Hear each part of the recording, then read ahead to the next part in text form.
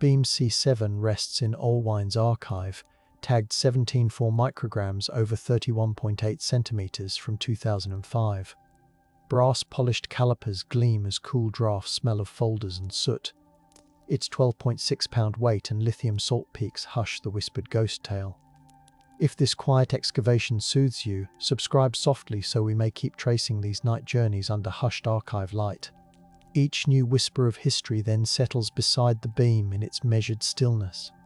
Roland Jarvis once wiped sweat from his brow with a flannel sleeve as the kitchen clock ticked past midnight, lamplight amber against peeling wallpaper, the air thick with the vinegar bite of pseudoephedrine tablets he was grinding by hand. A window rattled each time a freight train moaned across the Fayette County tracks, and the vibration made the jars of camp stove fuel quiver on their wire shelf. He rasped the mortar pestle over chalky pills, listened to the gritty scrape, and believed the ritual meant he could pay overdue property taxes.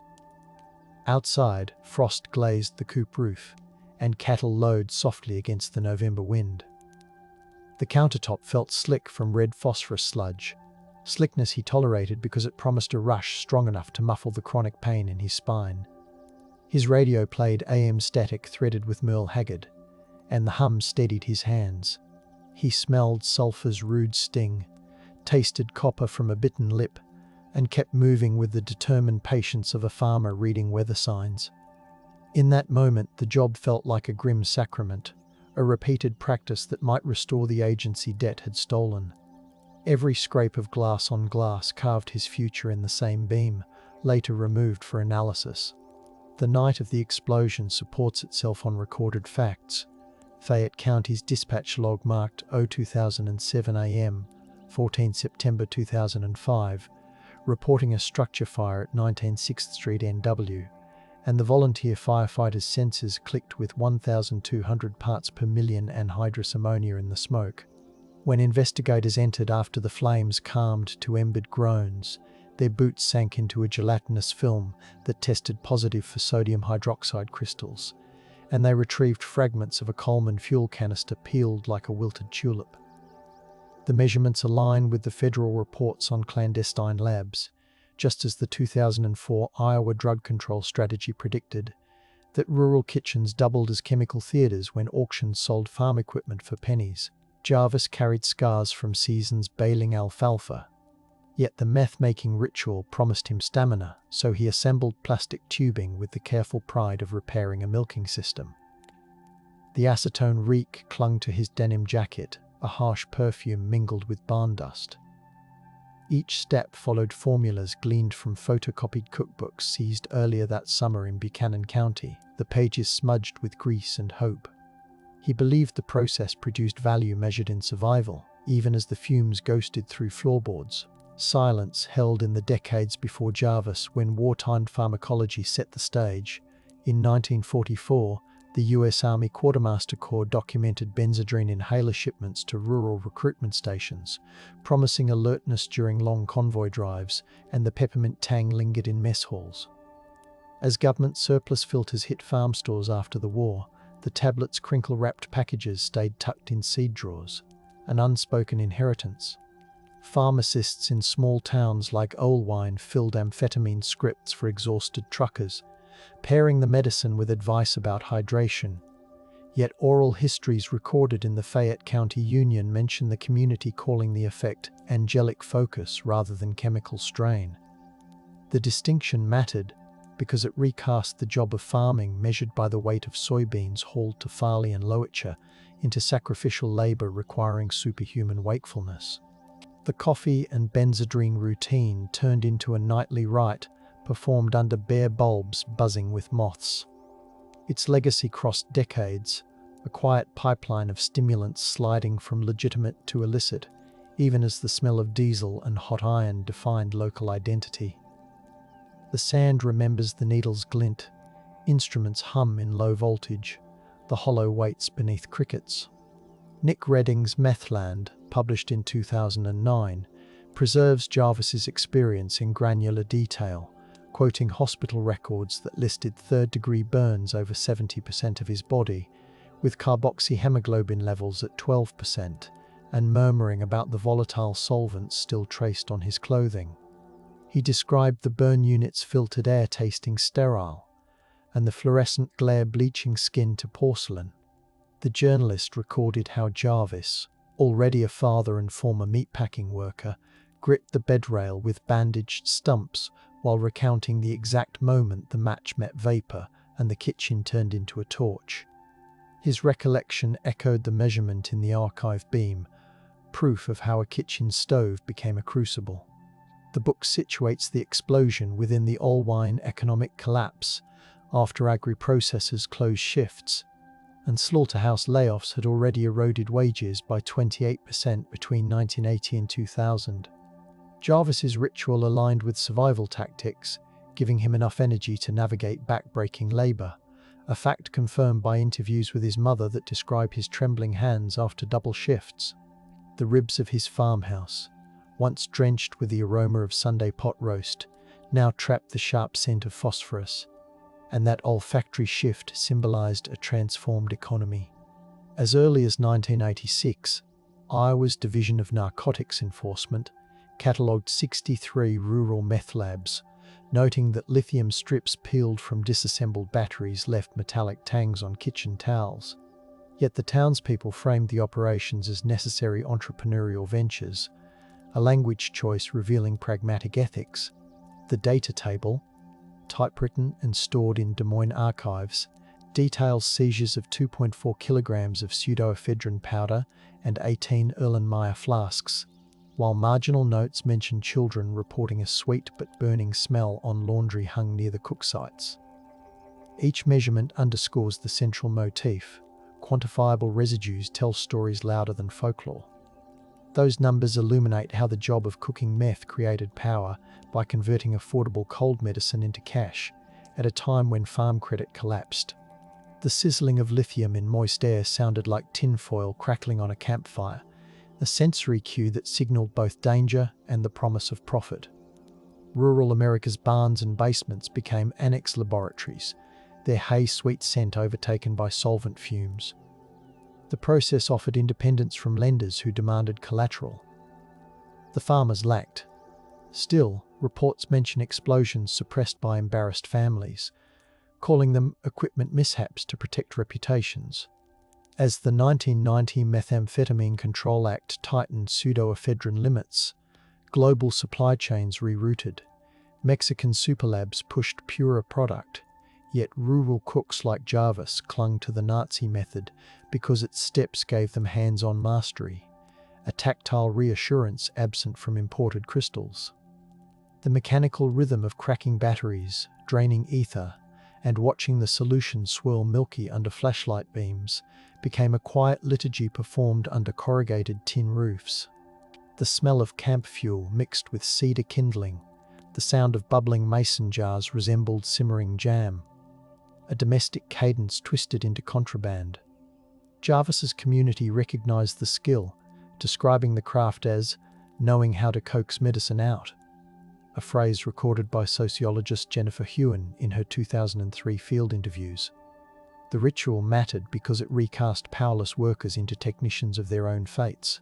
Yet the same process blanched their fingertips, left the metallic taste of fear on their tongues, and etched the archive beam with the residues we now measure. The myth of ghostly blue flames persists because acknowledging petrochemical reality demands confronting systemic neglect. County officials once suppressed accident reports to protect property values. The 1997 Fayette Board Minutes note a sealed discussion about a lab scar at an abandoned dairy, referencing public confidence as reason for silence. The minutes, typed on carbon paper, still smell of ink decades later.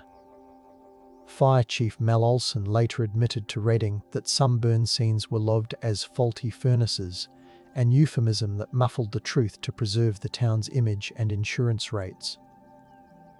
The suppression reveals how silence can spring from economic desperation, not malice.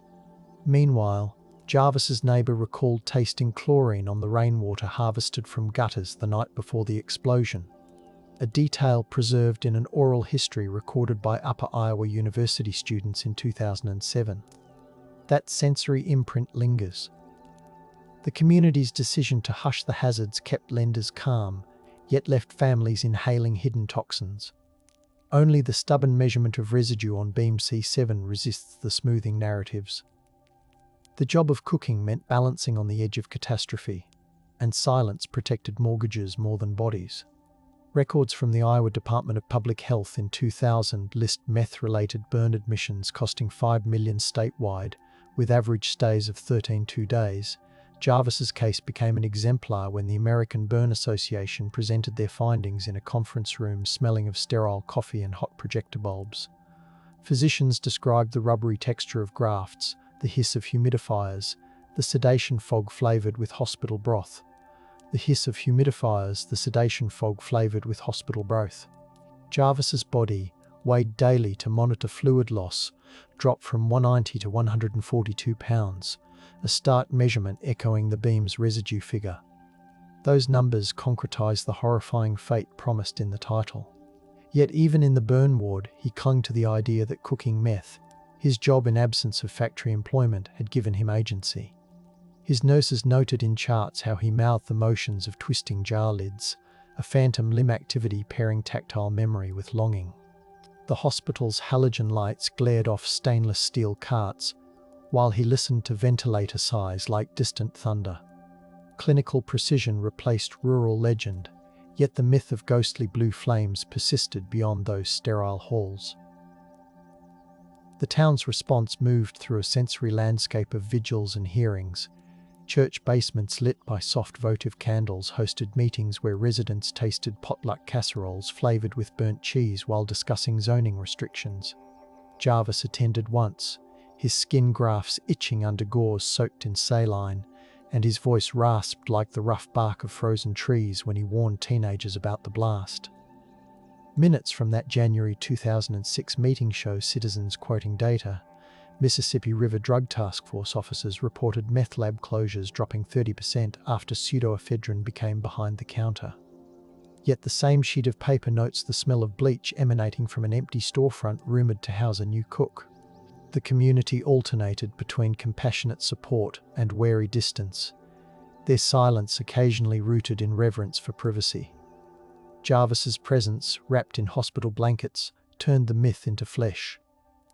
The tactile reality of scar tissue, the faint medicinal odour trailing him, gave weight to the warnings, though some still preferred the gentler ghost tale. The sand remembers the pilot light, cornstalks whisper, the hollow waits beneath the water tower. Before meth, rural stimulant rituals centered on coca leaf tonics and patent medicines. Smithsonian archives preserve 1920s advertisements for Peppy Pep Elixir, a syrup smelling of sassafras and alcohol, sold at county fairs where calliope music clanged. Those tonics promised vigour to farmhands whose calloused palms ached from corn shucking. Oral testimonies from Clayton County confirm that farm wives simmered coca-infused syrups on stoves, the steam perfuming kitchens with spicy sweetness, teaching future generations the idea that chemistry could be homemade salvation. As prohibition faded, so did the syrups, yet the cultural memory of mixing relief into jars endured. When Jarvis learned from friends how to reduce pseudoephedrine, he echoed a long tradition of kitchen pharmacology meant to support labour. The job mattered in this lineage, converting raw ingredients into stamina. Each jar he shook reverberated with the weight of ancestors stirring tonics under kerosene light. The archival measurement on beam C7 becomes a modern ledger entry in that historical loop. Discovery, suppression, rediscovery in 1951. Irvine doctors noted amphetamine misuse among rail workers, describing jittery behaviour in triage logs smelling of iodine, and the report reached the Des Moines Register before editors trimmed it to a small column. The community hushed details, naming fatigue instead of addiction. Decades later, in 1998, when Iowa State University researchers published plasma meth levels in rural arrestees, they cited the forgotten 1951 note, rediscovering how old concerns resurfaced. The cycle shows the historiographic loop the instructions demanded. Each era unearths evidence, hides it for comfort, and finds it again when data grows too loud. Jarvis's beam measurement stands as the current rediscovery, thick with the acrid odour of sealed, bagged evidence. The job of documenting matters because it hands future archivists tangible proof that can't be romanticised. Every time a clerk opens the archive box, a faint chemical tang escapes, reminding them that the past resists erasure. In 2007, the Drug Enforcement Administration tested samples from Jarvis's wreckage, reporting 82% purity, unusually high for small operations, and the lab technicians noted the sample's crystalline gleam beneath microscope light. The report, stamped with official insignia smelling faintly of toner, indicates Jarvis had mastered his craft. That mastery offered economic leverage. Each gram sold for $100 in Olwine, funds he intended for mortgage payments and medical bills. The job's value lay in its efficiency, turning discounted cold medicine into immediate cash. Yet the same finesse earned him a harsher sentence when federal agents reviewed his case, as evidenced by court transcripts that crackle with the polite diction of legal suppression. His hearing transcript notes the air conditioning hum and the taste of recycled air in the courtroom, small sensory details that anchor the narrative. The measurement motif persists. Purity percentages, residue weights, char depths, all data undermining the myth of benign ghost fires. They chronicle a horrifying fate built from numbers and rituals. Roland's personal history is etched in social worker notes from the Iowa Department of Human Services. He grew up on a farm where the breakfast smell of fried potatoes mingled with diesel from morning tractor checks, and he left high school during the 1980s farm crisis when land auctions sounded like elegies. The notes describe his admiration for his father's calloused hands, pride in welding skills, and the metallic taste of well water thick with iron, a sensory detail he often mentioned. He carried that taste into adulthood, associating it with resilience. After meatpacking layoffs, he worked odd jobs patching fences, each task measured in fence posts replaced rather than dollars earned. The ritual of meth use entered when a co-worker offered a shard during an overnight trucking assignment, as recounted in a 2009 Cedar Rapids Gazette article citing named witnesses. Jarvis felt the crystalline edge dissolve on his tongue, cooling his gums, and the clarity lit his brain like snow under moonlight. That sensation became a promise, a job to perform for stability. His path illustrates how economic collapse funnels skilled labourers toward chemical coping. The ritual of cooking required precise choreography. He sanitized mason jars with boiling water that fogged the windows, measured pseudoephedrine powder on a repurposed scale once used for calf feed, and watched the numbers settle at 56 grams, matching steps printed in a photocopied manual titled Uncle Fester's Secrets. The kitchen smelled of bleach and fertilizer, while outside the cicadas buzzed like vibrating wires. Roland's senses tuned to the crackle of lithium strips reacting, the hiss reminiscent of wet firewood. He wore rubber gloves dusted with cornstarch to prevent sticking, a tactile nod to his butcher days. Each phase of the job provided a sense of competence, monitoring temperature, stirring until the mixture went from cloudy to clear, listening as the solution pinged against glass. The process felt orderly, a counterpoint to the chaos of overdue bills. That order imbued him with a sense of power, even as the residue plotted his downfall. He knew the myth of ghost flames. Neighbours claimed to see blue flickers framed by the kitchen window. Yet he trusted his thermometer more than superstition. The sand remembers scorched sugar, cicadas drone, the hollow weights beside the silos. The explosion's forensics reveal the horrifying physics. ATF investigators measured blast pressure pushing outward at 32 psi, enough to splinter interior doors, and they documented burn patterns feathered like charred feathers across plaster. They located the ignition point near a hot plate where residual solvent puddled, the smell of caramelized synthetic oil lingering days after. Jarvis's body absorbed the flame with terrifying speed. Paramedics recorded singed nasal hair and the taste of soot in his cough. He ran outside, skin sloughing like melted wax, and collapsed on frosted grass slick with dew. The event disproves the myth of playful ghost lanterns. It was chemical inevitability. His job cooking for survival became a trap. Yet the same report appreciates his attempts at ventilation, noting 2 box fans pointed at open windows, a detail showing he understood hazard mitigation. The measurement of timeline events, down to the 38 seconds between ignition and 911 call, underscores the precision with which investigators now reconstruct his fate. Data and sensory memory braid together, leaving no room for legend. In the University of Iowa hospitals, the burn ward's negative pressure rooms sighed with filtered air smelling faintly of eucalyptus from healing ointments, and Jarvis drifted through morphine dreams while doctors described the texture of his graft sites as translucent gelatin. Nurses kept a chart of his pain responses, scoring his grimaces by the minute, a numerical language matching the beam's residue measurements. His fate horrified because survival demanded endless procedures, debridement tools scraping dead tissue, the metallic clink echoing like distant anvils. He drank ice water tasting of stainless steel to soothe his scorched throat. Social workers documented how the burn had stripped his hands to knotted stumps, depriving him of work identity. The room's dimmed lights aimed to calm him, yet each beep of monitors reminded him of machines he once repaired. The hospital became a new workspace where he was raw material rather than craftsman.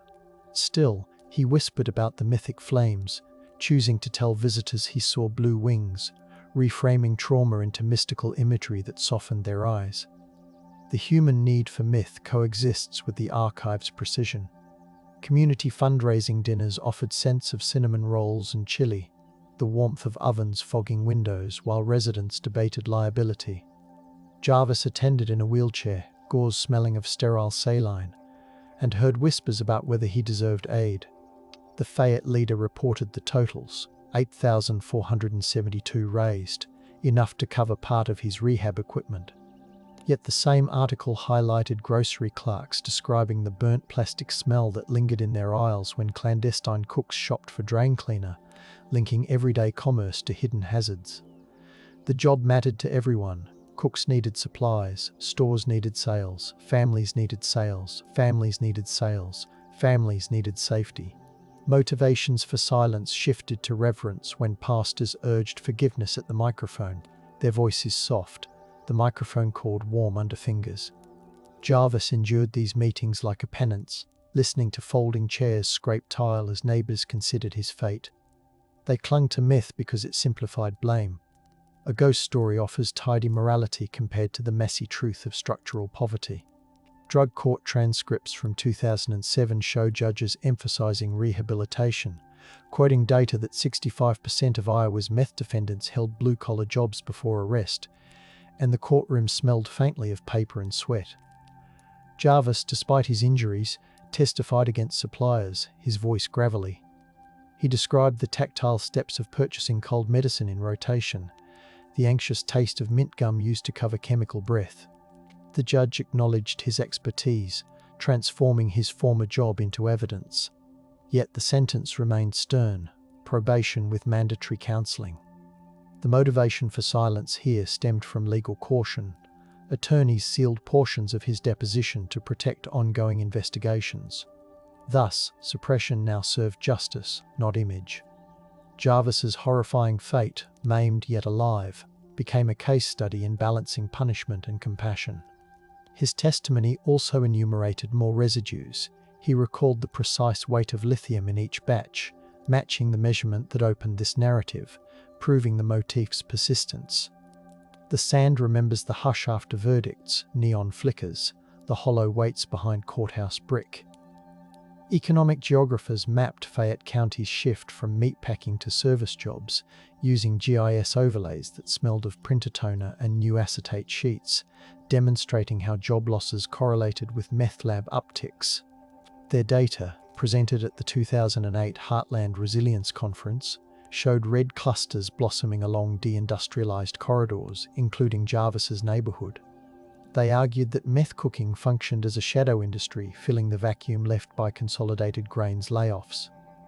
The ritual had economic logic: produce stimulant, sell locally, reinvest in groceries and gas. The sensory detail of these GIS maps may seem abstract, yet the conference attendees remember the taste of cheap coffee and the feel of laser pointer buttons, tactile anchors binding theory to reality.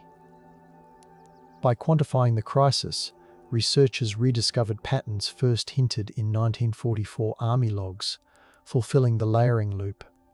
Still, policymakers hesitated, silenced by fears of scaring away investment.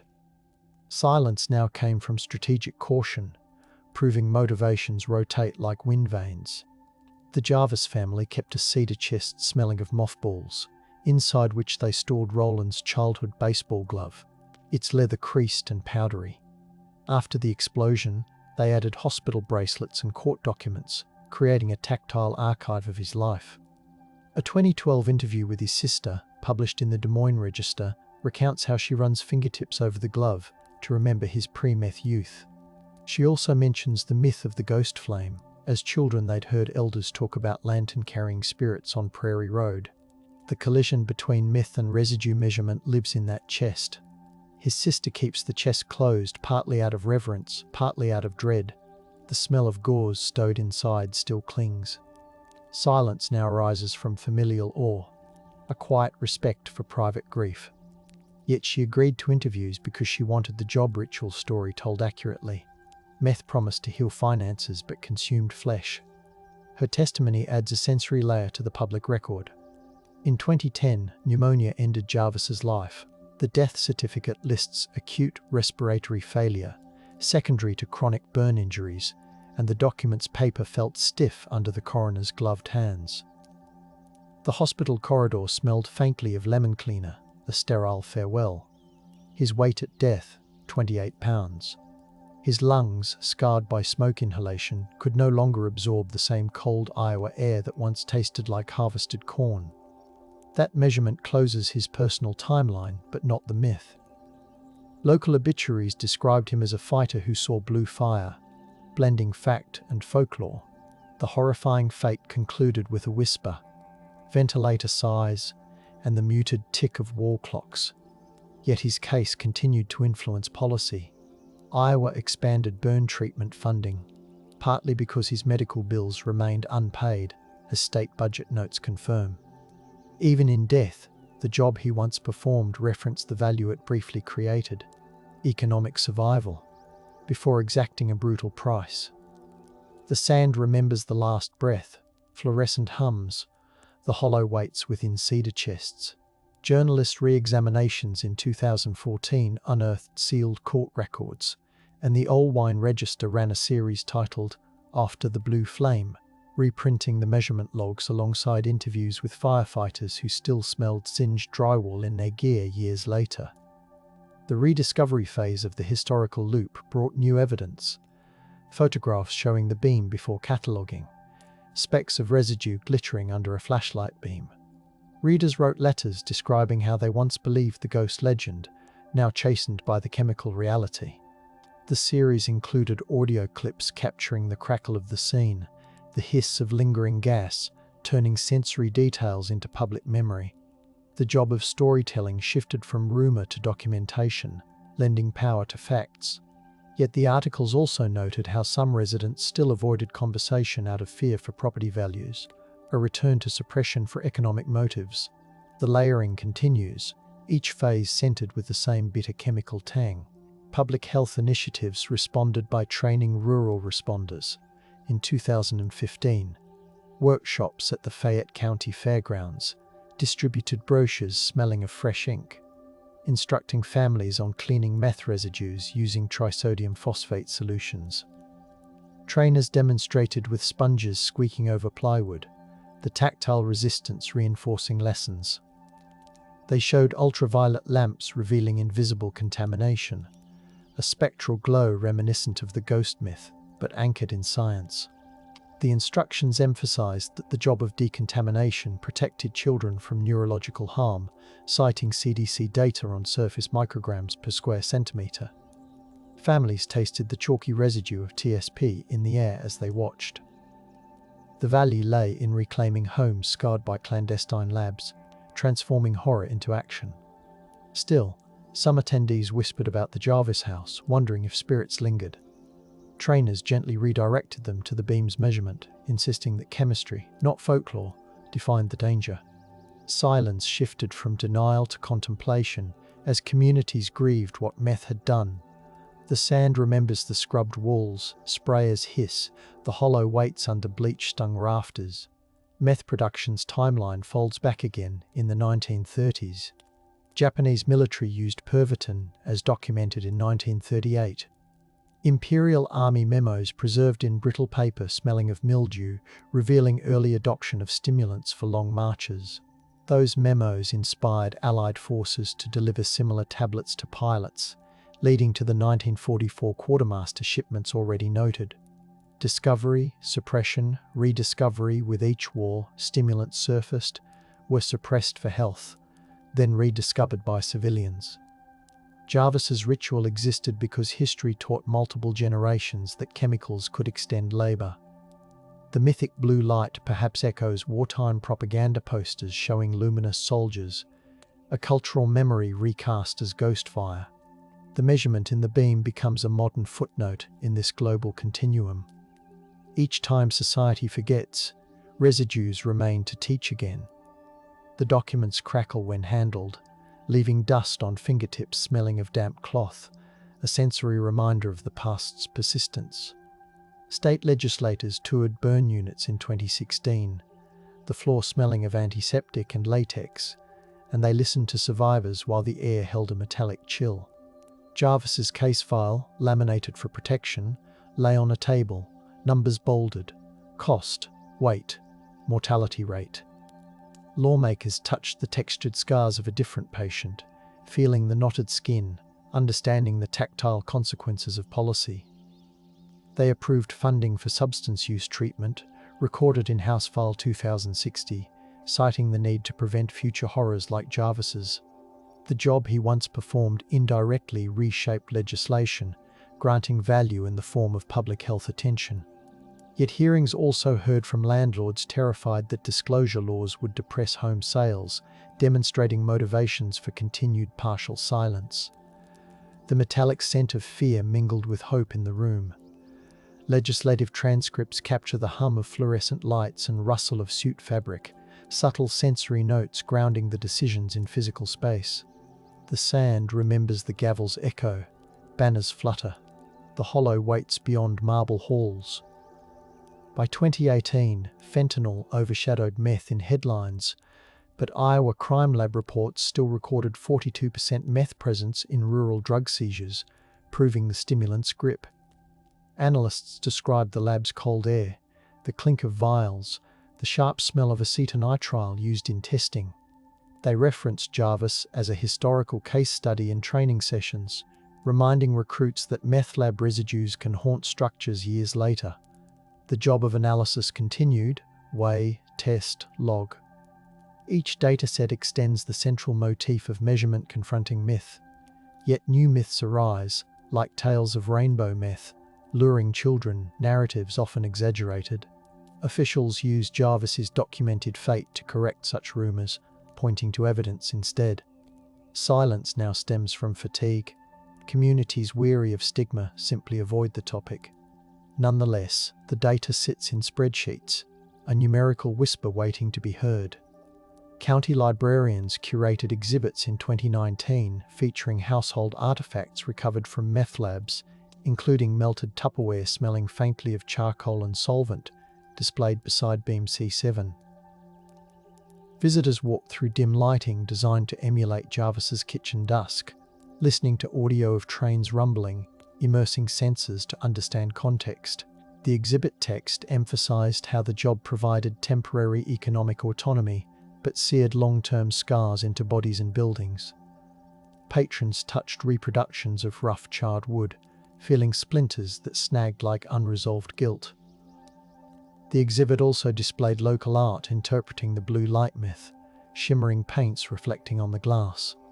Librarians moderated discussions where farmers admitted they once kept quiet out of neighborly loyalty, a motivation for silence born of community cohesion.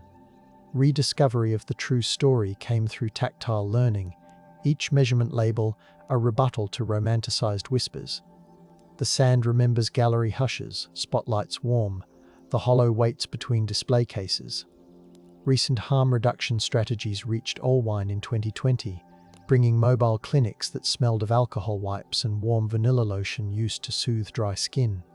Nurses provided wound care, documented in logs noting ambient temperature and heart rates. They also collected data on meth purity, aligning with the motif of measurement. Clients described the chemically sweet taste of smoke, the gritty feel on teeth, sensory revelations that helped clinicians tailor interventions. The job of harm reduction reframed the ritual instead of clandestine cooking. The focus became safer use and gradual treatment. The mobile unit's hum in winter nights sounded like Jarvis's beloved trains, a comforting drone. Some community members resisted, their silence rooted in fear that visibility could attract negative attention. Yet the program persisted, the scent of ointments replacing burnt solvents in those neighborhoods. Each cotton swab applied offered a small defiance against the horrifying fates already chronicled. Archivists digitizing the Jarvis files in 2021 noted the tactile shift from paper to pixels, scanning pages that smelled of dust while listening to the whir of flatbed scanners. They recorded metadata, date, creator, chemical metrics. The digital images preserved the measurement of 17.4 micrograms, ensuring the motif survives beyond decaying timber. As they worked, they wore gloves dusted with talc, feeling the thinness of carbon copies. Because of earlier suppressions, some documents were missing, gaps that they flagged with notes citing economic anxieties as cause. Silence left blank spaces that future historians will interpret as carefully as the numbers we have. Digitization reconstitutes the discovery phase, presenting the story anew to researchers around the world. The technological hum and the faint scent of ozone from the scanner add modern sensory layers to the narrative. With each click, the myth of ghostly blue light dissolves further, replaced by accessible evidence. The sand remembers the server's warmth, screens glow, the hollow waits in quiet archives. Contemporary sociologists interviewed Allwine youth in 2022, recording voices tinged with the taste of lime-flavoured sparkling water and the background chirp of summer insects. They found teenagers aware of Jarvis's story, citing it as cautionary, yet they also acknowledged empathizing with the economic motives behind meth production. The interviews note the feel of cracked park benches under their hands, symbols of infrastructure neglect. Students spoke about the myth of ghost flames with a smile, using it as shorthand for the town's complicated relationship with truth. The job of future historians will be to pass these oral narratives, acknowledging how myth coexists with measurement. Silence now arises from compassion. They hesitate to judge past generations harshly. Still, the central motif persists. They reference the residue measurement displayed in school field trips, a number etched into communal memory. The horrifying fate of Jarvis becomes a chapter in the evolving curriculum, a gentle warning delivered in evening assemblies lit by soft gymnasium lights. Environmental scientists measured lingering contamination at the Jarvis property in 2023, pressing soil cores into earth smelling of damp clay, reporting 0.2 micrograms, methamphetamine per gram of soil near the foundation. They listened to the squelch of mud, noted textures grainy with salt. Their report recommends phytoremediation using switchgrass, explaining that the job of remediation harnesses plant roots to draw out toxins, a ritual of healing instead of harm. The data numbers aligned in tidy columns extends the motif of measurement meeting myth. Neighbours watched from porches, sipping coffee that tasted faintly of chicory, some still recounting ghost stories to children. The scientists documented these community interactions, acknowledging the cultural layer. Silence once born of embarrassment now yields to transparency. Results were shared at town hall meetings that smelled of popcorn from the machine borrowed from the high school. Discovery, suppression, rediscovery loops again. The soil tests echo early forensic findings, breaking the cycle of ignorance.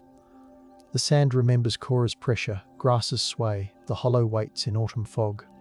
As fentanyl-laced meth shipments reached Iowa in 2024, toxicologists in labs smelling of bleach reported mixed samples that shimmered under UV light, complicating harm reduction. They reference Jarvis's case when urging caution. His horrifying fate already demonstrated the stakes. The job of cooking has largely shifted overseas, yet local users still inhale smoke-tasting chemical sweet. Officials emphasize that the ritual once performed in farm kitchens carried tactile knowledge, stirring, weighing, venting, that modern users no longer control, increasing risk. Community educators set up displays with charred wood replicas to remind residents of the residue measurement that began this narrative. Silence now stems from an avalanche of crises. Communities overwhelmed by multiple drugs struggle to focus on meth alone. Yet the beam remains, smelling faintly of soot, a physical warning. Genealogists tracing Jarvis's family tree in 2025 unearthed Civilian Conservation Corps records, listing his grandfather's service, the paper brittle and smelling of pine resin. The record mentions campfire nights where workers told tales of ghostly lanterns guiding them through fog. Perhaps the seed of the blue light myth. The genealogists, gloves powdery against the old documents, linked this folklore chain to the present narrative. The job of genealogy granted value by restoring context. Roland descended from laborers who relied on stories to soften hardship. Their findings were presented in family reunions where potluck tables groaned with dishes smelling of baked beans and apple pie, sensory anchors linking past to present. The family chose to share the results publicly, breaking silence motivated by shame, replacing it with communal healing. They placed a copy of the residue measurement alongside the CCC record, bridging myth and data. The sand remembers campfire sparks, stories drift. The hollow waits under cedar smoke. Museum curators in 2026 collaborated with trauma therapists to create immersive experiences where visitors walked through a reconstructed kitchen warmed by amber light, smelling faintly of ether simulated by essential oils and safe substitutes. They listened to recorded heartbeats, felt the stickiness of mock residues on countertops. The job of curation in this context provided therapeutic acknowledgement, giving survivors a controlled environment to process memories. Jarvis's beam measurement hung in illuminated script, the numbers glowing soft blue, a deliberate visual echo of the myth now reclaimed by facts. Workshops encouraged participants to write reflections, their pens scratching softly on thick paper, creating new narratives that honored truth. Silence transformed into contemplative pauses, motivated by awe at the resilience displayed by survivors. Each visitor left with a sensory memory of warmth, the gentle hum of ambient music, and the taste of chamomile tea offered afterward. In 2027, rural broadband improvements allowed live-streamed storytelling sessions, where elders described the meth epidemic under soft lamplight, microphones capturing the rustle of denim sleeves. They shared sensory details, the sting of anhydrous ammonia, the sweetness of corn mash. Roland's sister read aloud from his hospital letters, the paper smelling of old glue, detailing how the job once felt like armor against debt. Viewers typed comments tasting of midnight snacks, the communal experience bridging time. The measurement motif resurfaced as she held up the archival log, reciting the 17.4 microgram figure slowly, voice trembling. Silence in this setting derived from respect. Chat windows paused, letting the number resonate. The horrifying fate remained central, yet the tone stayed gentle, ASMR-like, aligning with the channel's style. Myth and reality braided, but evidence held firm. The sand remembers streamed whispers, routers blink, the hollow waits in pixelated dusk. Educational curricula in 2028 incorporated modules on rural addiction history, and classrooms smelled of dry erase markers while students handled replica forensic tools, UV flashlights, latex gloves, small scales. Teachers narrated Jarvis's story with measured calm, emphasizing the job's perceived value, temporary relief from chronic toil, and the catastrophic cost. Students tasted commissary-style snacks during discussions, connecting sensory experience to empathy. Assignments asked them to compare the ghost myth with the data, ensuring the central motif persisted. Silence was discouraged, participation graded gently. Discovery of truth became a classroom ritual, rediscovery for each new cohort. The measurement on beam C7 functioned as a thesis statement for the unit, its numbers memorized like dates in the revolution. The horrifying fate thus educates, preventing repetition by grounding myth in evidence. Policy analysts in 2029 evaluated meth's economic impact, using models that quantified lost productivity down to minutes, spreadsheets smelling metaphorically of cold circuitry. They referenced Jarvis's case to humanize the numbers, noting his inability to return to welding, the loss of skilled labor. Their reports list valuations: 1.2 million lifetime earnings forfeited, 600,000 in medical expenditures, each figure echoing the residue measurement. They explained how the job once generated revenue, yet drained public resources, a balance sheet soaked in chemical odors. Presentations occurred in conference rooms where the air tasted recycled. Attendees scribbled notes on smooth paper. Silence afterwards came from analytical shock, participants absorbing how a single explosion mirrors statewide costs. The analysts recommended investment in vocational retraining, aligning with the narrative's emphasis on meaningful work. The sand remembers calculators clicks, HVAC sighs, the hollow weights within policy briefs.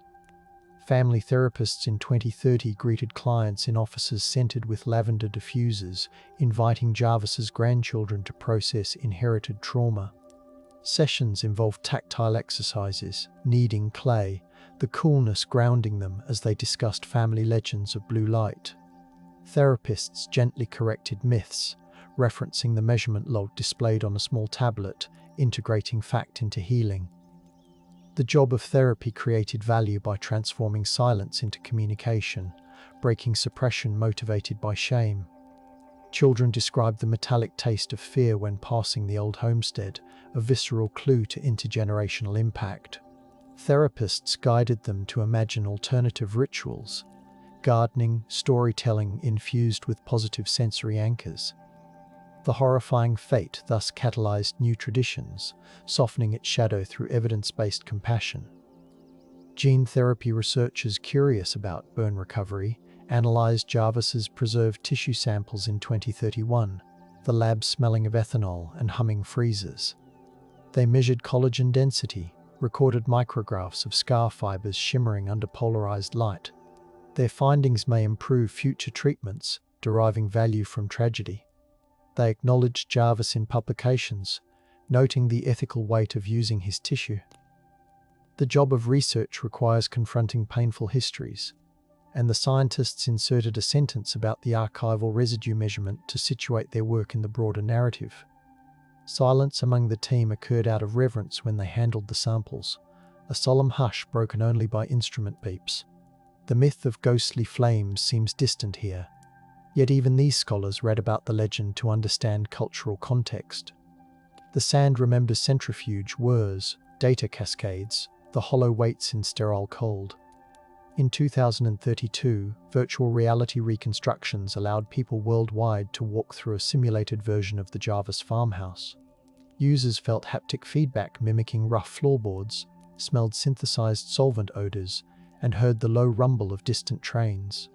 The experience juxtaposed two overlays, one labeled Legend, casting blue spectral light, and another labeled Evidence, highlighting measured residues with floating data.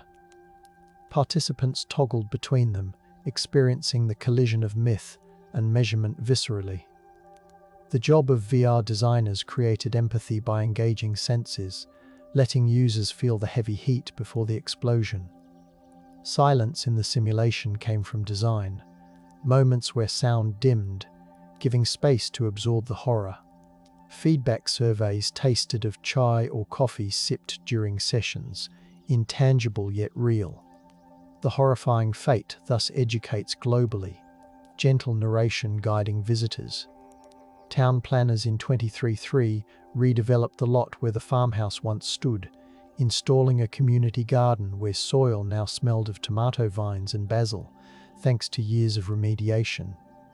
They embedded a small plaque displaying the residue measurement and a QR code linking to this layered history. Gardeners, hands gritty with loam, tended raised beds, turning the job of cultivation into a reparative ritual. Children tasted cherry tomatoes under sunlit afternoons, a sensory counterpoint to chemical bitterness. Silence here stems from awe. Visitors often pause, breathing in earthy perfume, contemplating transformation. The myth of ghostlight persists playfully among kids chasing fireflies, yet parents gently explain the real story. Discovery, suppression, rediscovery conclude in a loop that seeds hope.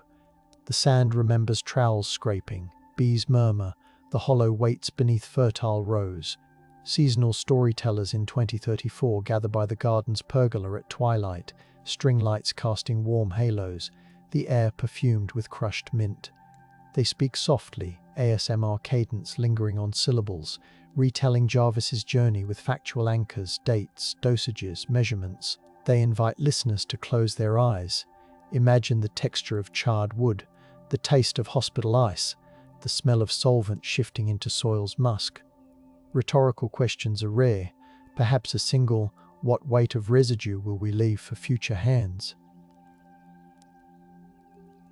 The job of storytelling now creates communal ritual aligned with healing. Silence arises between phrases, a reverent pause acknowledging lives altered.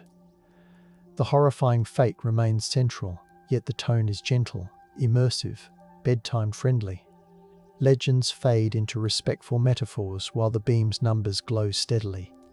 Environmental monitors continue to test the garden yearly, 2035 readings showing meth levels below detection, the report smelling of fresh ink. Volunteers celebrate with herbal tea tasting of chamomile and honey, toasting under starlight. They keep the measurement plaque polished, fingers feeling the engraved digits. The job of stewardship offers ongoing value, a ritual of vigilance ensuring the past does not seep back unseen. Silence now is peaceful, motivated by contentment rather than fear. The myth of ghostlight transforms into a story about resilience, told to lull restless minds. Chemical reality remains recorded, ready to confront any resurgence. The sand remembers laughter now, nightjars trill, the hollow waits with softened edges. In 2036, an oral history project released a final compilation titled Blue Light, Measured Truth, layering Jarvis's voice, archival data, and community reflections. The book smells of ink and recycled paper, waiting hands with 2.1 pounds of carefully chosen words. Each chapter reaffirms the central motif. Measurement stands firm, myth drifts like fog. Contributors describe tactile experiences, stiff hospital sheets, crumbly plaster, the smooth curve of the cedar chest, ensuring sensory anchors persist. They document every motivation for silence encountered: economic protection, accident shame, reverence, legal caution, awe, compassion, fatigue, strategic fear. The job of compilation offers power by preserving nuance. The horrifying fate becomes a gently told caution, suitable for bedtime yet unwavering in truth. Readers close the book hearing soft train whistles, tasting peppermint tea, inhaling cedar-scented memory. Roland Jarvis's memory settles in the evening air. A man who believed a ritual of chemistry could balance accounts, who wore the scent of solvents like armor, who measured success in cash folded into work boots. His horrifying fate glows in the archive beam's residue numbers and in the mythic halo townsfolk once preferred. Tonight, as crickets rasp and porch lights halo insects in amber rings, the mystery remains open. In what unseen registers do communities weigh desperation against survival, and who now listens closely enough to hear residues whisper? Even now, the archive room where Beam C7 rests keeps its climate at 68 degrees Fahrenheit, humidity 45%, compressors humming like bees under glass, an exactness confirmed on monthly maintenance logs clipped with brass. The archivist opens a drawer and lifts a cloth-bound ledger from 1883 describing patent medicine sales along the Cedar River, the paper thin as dried leaves, perfumed with ginger and wintergreen oils that seeped through the ink more than a century ago. Names of farmers, including an ancestor of Jarvis, cluster beside quantities: 12 ounces of Hale's invigorating syrup, 10 of Dr. River, Bissell's nerve lightening. Each entry estimates dosages in minims, careful columns predating metric habits, yet the craving for chemically sustained stamina already speaks from the cursive loops. The ledger trembles faintly in her gloved palms when a passing freight train sends vibrations through the building, reminding that tracks still define the town's heartbeat. She notes the smell of warm brass from the radiators, the way dust motes drift through the steadied air like soft snow. And she files the ledger beside the beam because stories that seem distant in time share the same undertow. Late 19th century farm diaries from nearby Sumner add another layer, describing stimulant-laced coca wines poured in tin cups before long, ploughing days, the liquid-staining notebooks with reddish halos that still smell faintly of tannin when moistened with humidity. A diary dated May 17, 1892, records a mixing ritual: 3 fingers of Vin Mariani stirred with honey until syrup sharp. The writer notes a buzzing clarity, thumbprints smudging the page as if the ink softened under the heat of his labour-hardened hand. These small rituals mirror the sensations Jarvis would chase: a burn on the tongue, the awakening of muscles, the belief that chemistry could coax light into a weary body.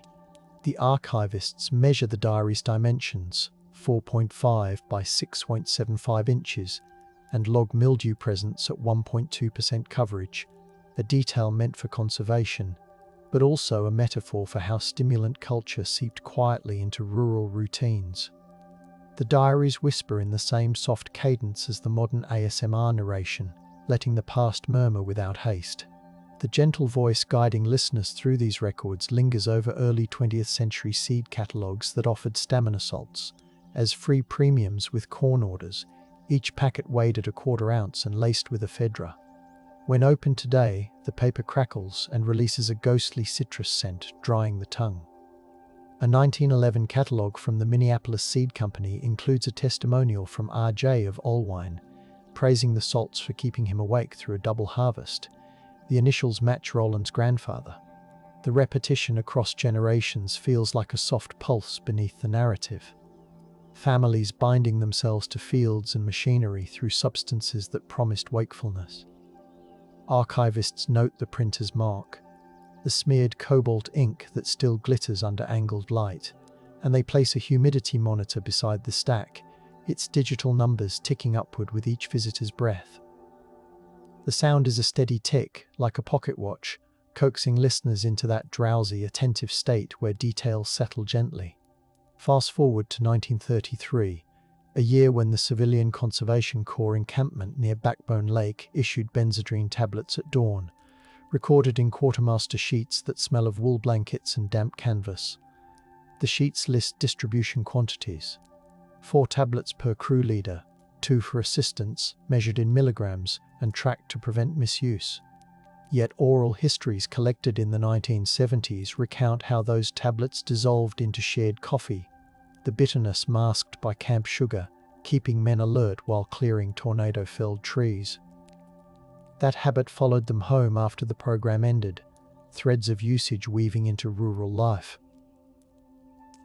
The gentle voice of this narrative describes the taste of that camp coffee, metallic from tin mugs, sweet from condensed milk, echoing through decades until Roland's own thermos held similar bitterness during Iowa winters. It is not judgment, but soft observation, acknowledging how survival practices travel quietly, becoming family customs. By 1957, the meatpacking plant where Roland would later work hosted wellness seminars, handing out sample inhalers smelling of camphor and menthol. Attendance sheets stored in a corrugated box document, number WP57112, list each worker's pulse before and after use. Numbers penciled with engineer precision: 68 becomes 84, 71 becomes 93. The plant nurse described the inhaler's cold bite as fresh snow at dawn in her typed report, now yellowed, edges curling like dried petals. Roland's mother, then a line worker, attended one session and tucked the inhaler into her purse, the scent mingling with powder compacts and the leather's rich musk. Years later, she would set that inhaler on a kitchen shelf, a relic of sanctioned relief, unaware of the path it suggested. The narrative lingers on her kitchen's soundtrack, radio polka tunes with accordion sighs, the rattle of enamel pans, immersion designed to lull while the horror of eventual outcomes seeps in by degrees. Through the 1960s, long-haul trucking logs display the progression from authorized amphetamine use to clandestine availability. A logbook dated August 14, 1968, recovered from a truck stop dumpster outside Independence, lists rest breaks, fuel consumption and, in the margin, dosage notes: Black Beauties X2, Year 915, Cross Tops X1, 1354. The paper smells of diesel and sweat, corners stiff with road grime. Investigators catalogued the book in 1999, measuring trace amphetamine at 0.8 micrograms per square centimetre on the cover, proof that the chemicals lingered even after decades. The gentle retelling evokes the hum of truck engines idling under sodium lights, cab interiors glowing with pale dashboards, drivers chewing gritty coffee grounds to stay awake. Roland heard stories of those helpers from uncles who drove cattle haulers. The tales became lullabies of endurance sung over gravy-drenched potatoes at family suppers. Chemistry sang softly alongside prairie wind, normalized by necessity. When the 1979 farm reports indicated commodity prices collapsing, local extension agents held meetings in cafeterias smelling of yeast rolls and chalk dust, handing out brochures printed on glossy stock slick beneath fingertips. One brochure titled "Maximizing Alertness During Harvest" recommended over-the-counter stimulants, quoting efficiency gains up to 12%. The charts used precise axes, the curves ascending like promise. Roland attended as a teenager, tracing the lines, feeling the paper's cool sheen, absorbing the notion that chemistry equaled productivity. The gentle voice explains how the chairs creaked, how the fluorescent lights flickered in a rhythm almost like breathing, soothing the room even as the information pushed bodies toward dangerous thresholds. No one mentioned the resilience cost of sleeplessness, the micro tears in muscle, the frayed nerves. The data felt authoritative, and in rural communities, authority often calms more than it alarms. The early 1980s introduced catalogues of portable anhydrous ammonia tanks, their slick covers smelling faintly of machine oil. Item AM42 promised efficient nitrogen delivery. Capacity 42 gallons, weight 96 pounds empty. These numbers later mirrored methanol recipes scribbled in Jarvis's notebooks. Agricultural equipment auctions noted hammer prices for tanks, recorded on carbon copy slips that bruise easily under touch. At one 1983 auction, Jarvis's father purchased 2 surplus tanks for $120. The auctioneer's chant echoing through a barn perfumed with hay and gasoline. Years later, Roland would inherit those tanks, the metal still cold under his palms even in July heat. The narrative's gentle cadence describes how his fingers traced serial numbers, the digits stamped crisp, while his mind translated farm equipment into chemical apparatus. Economic pressure drives such repurposing, the voice whispers, letting listeners consider how tools shift roles when livelihoods erode. Case files from 1988 document early clandestine lab raids in Fayette County. A sheriff's report, pages clipped with a rusting binder clip, lists seized items: mason jars, coffee filters, Red Devil lye, lithium batteries. Each item includes mass and condition, measured to the gram, noted with the steady pen of a deputy who also milked cows before dawn. The paperwork smells faintly of barn straw and copier toner. The gentle narration recounts the deputy's statement about entering a kitchen fogged with chemical vinegar, a radio playing Willie Nelson quietly, a child's drawing curling on the fridge magneted by a 4-H ribbon. Scenes like this planted seeds in Roland's mind about both danger and possibility. He read the newspaper article while delivering hay bales, hands nicked, sweat tasting briny. The horror of the chemical burns described did not outweigh the pull of quick cash, because the numbers, income versus debt, did not balance any other way. During the 1991 Gulf War, military supply chains once again normalized stimulant distribution, this time in blister packs with desert camouflage branding. Returned National Guard members, including Roland's cousin, brought home leftover packs smelling of plastic and adhesive. Pharmacists noted a spike in requests for stay-awake solutions, their ledgers recording sale counts, each entry initialed. The drugstore's polished tile floor reflected fluorescent light like a calm pond, footsteps soft. Roland watched his cousin crush a tablet into cola, the fizz releasing a sweet chemical aroma.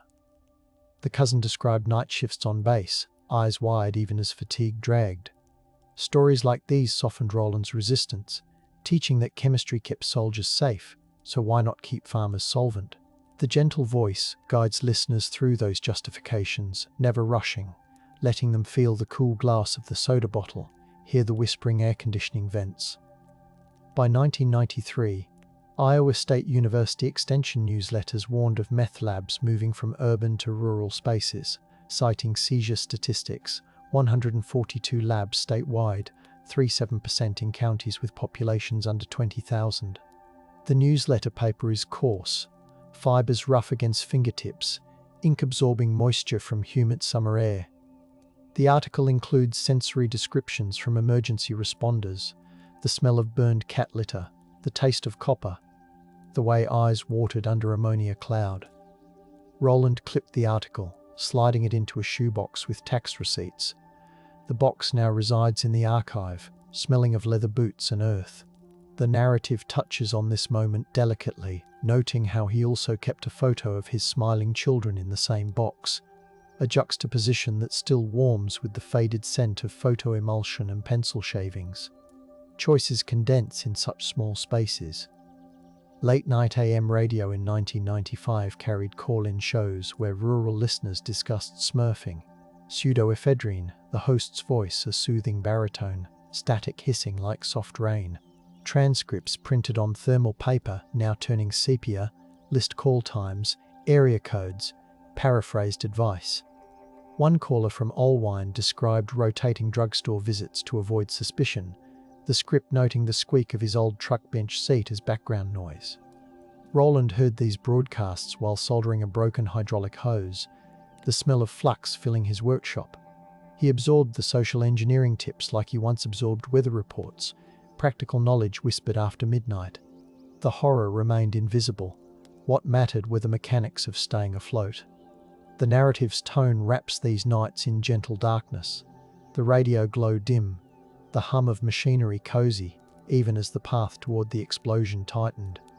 In 1997, a cooperative grain elevator closed, and the state's unemployment office recorded 106 displaced workers, including Roland's neighbour, data preserved on microfiche smelling faintly of vinegar.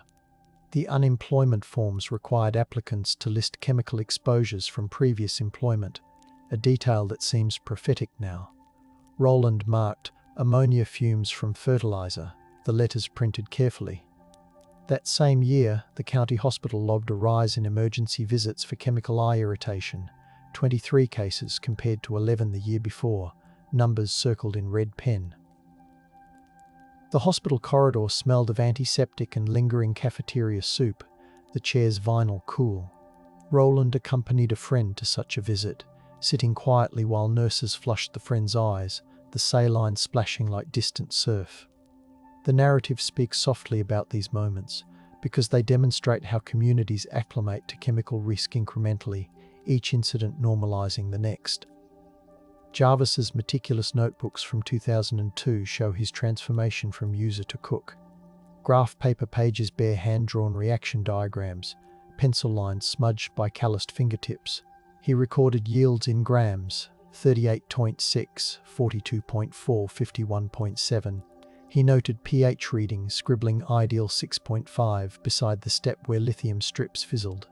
The pages smell of acetone and cigar smoke, the corners curled. One entry lists his budget, propane-14, pseudoephedrine, 114, pseudoephedrine, 20 lithium batteries, 30, expected revenue, 800. Each number speaks to the job's grip, the promise of profit. The gentle narration describes his desk lamp casting a warm pool of light over the pages, moths tapping the shade, the house otherwise silent except for owl calls outside. This is where the horror took root, yet the moment feels tender, because he believed he was crafting stability for his family, chasing the same security his ancestors sought through cocotonics and benzodrine tablets. The months leading up to the explosion are captured in the sensory log he kept on a legal pad, a habit suggested by a counselor during a brief attempt at treatment. He noted physical feelings: hands tremor like corn leaves in wind, tongue tastes pennies, smell of fuel clings to pillow. He scored his pain on a 10-point scale, most days a 6, some days a 9. The legal pad paper is coarse, the ink bleeding slightly where the pen pressed hard. The ink bleeding slightly where the pen pressed hardest. The gentle voice lingering in this narrative reads his words slowly, honoring the self-awareness he struggled to maintain. He wrote about the quiet thrill when a batch crystallized, comparing the sparkle to frost on fence wires at dawn, a rural image turning toxic. The legal pad rests beside beam C7 in the archive, the pencil scent still faint, reminding visitors that his horrifying fate unfolded in increments, not lightning bolts. After the explosion, hospital staff collected swabs from his skin grafts to monitor contamination, each swab stored in sterile envelopes marked with time and temperature. A lab report dated September 20, 2005, lists residual methamphetamine at 0.004 micrograms per gram of tissue, a testament to how thoroughly the chemical had permeated his body. The report paper is glossy, the ink crisp, faintly smelling of ethanol from lab handling. Nurses described the burn unit's soundscape: pump alarms chiming gently, filtered air whooshing, lullaby music playing from a donated CD player. The gentle voice here softens even more, conveying the texture of healing creams, cool, slick, tinged with lanolin, that staff smoothed over grafts. They measured fluid output from his chest tubes, 350 milliliters by midnight, jotting the numbers on clipboards that clacked softly when hung at shift change. Data provided comfort to staff, even as Jarvis drifted between agitation and sedation, eyes glassy, lips cracked. The rehabilitation center where he relearned basic motions smells of plywood and hope. Therapy logs note his progress: left arm lift to 45 degrees, right knee flex to 30, standing tolerance 12 minutes. Therapists counted repetitions softly, voices almost hypnotic, coaxing muscles to obey. They wrapped his hands in silicone-lined gloves, the texture smooth, warming to skin, preventing contractures. Roland described phantom sensations as phantom sparks, a term therapists recorded in quotes. The gentle narration details the therapy room: sunlight filtered through blinds, dust specks swirling like tiny galaxies, the steady tick of a metronome used to pace exercises. Each step forward was measured, each measurement a quiet applause that held back the tide of despair. Yet the horror remained within reach whenever a flashback struck, the smell of propane seeping into his dreams. Once home, he received visits from public health nurses documenting contamination cleanup. Their clipboards list surface readings taken with ion mobility spectrometers: kitchen counter, number 23 micrograms per square centimeter, living room sofa 0.23 micrograms per square centimeter.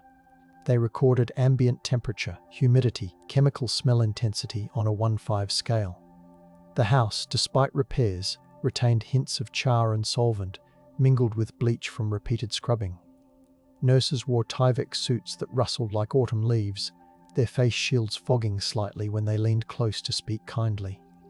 The gentle voice describes how they brewed chamomile tea in a microwave that still bore heat scars, offering him a cup scented with honey to mask the chemical tang. Measurements guided cleanup, yet the home never felt safe again. The distress etched even into the grain of door frames. Community college students researching the explosion in 2007 created a sensory map of Olwine, marking where chemical smells lingered, where train whistles echoed, where air felt heavy. They measured decibel levels near the Jarvis property 60 dB when freight trains passed, 48 at rest. They recorded soil pH, water hardness, air particulate counts. Their map, printed on matte poster board, features hand-drawn icons of soybeans, barns, factory stacks. The poster smells of marker ink and youthful optimism. The gentle narrative describes how they presented their findings in a dim auditorium, stage lights warm on their faces, while townspeople sat on folding chairs padded with thin foam. Roland, bandaged hands cradled in his lap, listened, nodding when they spoke of environmental burdens. The horror of his experience seeded community science, giving students purpose, teaching them to quantify the intangible. Jarvis's death certificate in 2010 prompted a chain of tributes recorded with the same meticulousness. Funeral home attendance logs count 73 visitors, each signature trailing the faint fragrance of lilies filling the chapel. A cousin crafted a memory board measuring 36 by 24 inches, displaying photos under protective acetate sheets that smell of plastic and cologne. The obituary notebook, passed among guests, contains notes describing him as steady-eyed, soft-spoken, smelling of cedar shavings. The gentle narration dwells on the service's sensory palate. The organ's low swell, the wooden pews polish oil, the taste of ham sandwiches served afterwards in the fellowship hall. People shared stories of his pre-meth kindness, his post-burn resilience. The horrifying fate coloured every recollection, yet compassion softened the edges. Numbers remained in the background, invisible yet present, like the heartbeats of listeners dozing off to this quiet retelling. In 2011, state archivists launched a travelling exhibit using Jarvis's story as centrepiece. They loaned Beam C7, transporting it in a foam-lined crate weighed at 28.4 pounds with packaging, tracked via barcode scanners. At each host town, they logged ambient scent descriptions, sometimes popcorn from adjacent movie houses, sometimes sawdust from civic centres doubling as craft shows.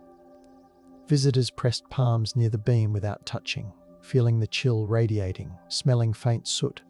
Docents guided them in whisper tones, inviting them to imagine the kitchen before and after. A feedback journal gathers entries written with slow strokes, the pen's ink smelling of berries. People note their own brush with addiction, their own memories of chemical smells in childhood homes. The gentle narrative mentions the weight of the journal, how turning pages sounds like someone turning in sleep. The exhibit's measured details provide structure within the emotional tide. Environmental remediation continued, and by 2014 the Department of Natural Resources logged groundwater tests from a monitoring well on Jarvis's property. Sample 1407 measured 0.26 micrograms methamphetamine per litre, down from 0.241 2 years prior. The report includes conductivity readings, dissolved oxygen levels, water temperature at 54 degrees Fahrenheit. The sealed vials emitted a faint mineral scent when opened, tinged with something sweet, metallic. Scientists accompanied their data with notes about cottontail rabbit tracks observed nearby, tufted ears catching morning light. The gentle narration lingers on that image, wildlife reclaiming space, paws pressing damp soil, noses twitching. Measurement and nature coexist, the horror diluted by time yet not erased.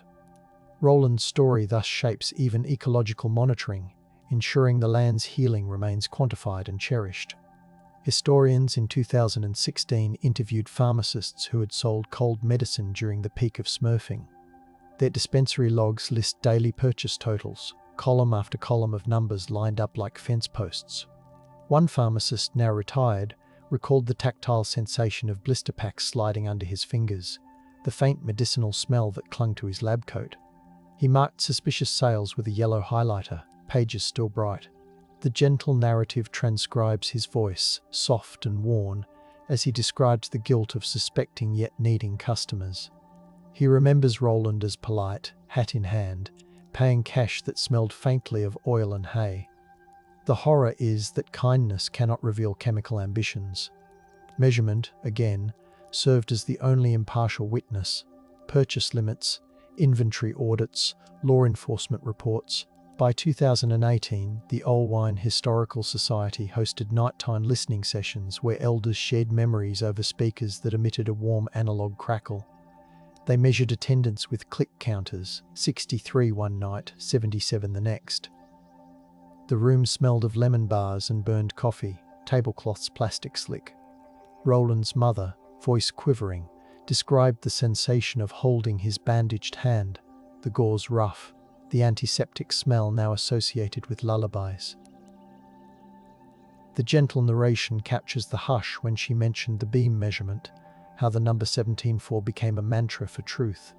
These sessions ended with community members stepping outside into night air smelling of cut alfalfa, stars bright, insects droning softly.